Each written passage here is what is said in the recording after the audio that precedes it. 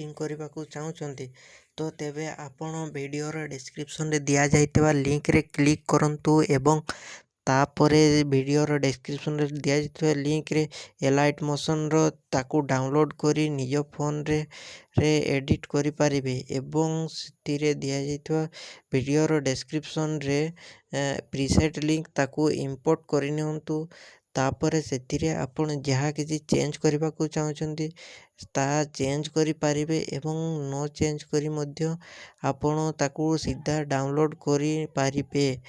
ଯଦି ଭିଡ଼ିଓଟି ଭଲ ଲାଗିଥାଏ ଚ୍ୟାନେଲଟିକୁ ସବସ୍କ୍ରାଇବ୍ ଏଣ୍ଡ ଭିଡ଼ିଓଟିକୁ ଲାଇକ୍ କରିନିଅନ୍ତୁ।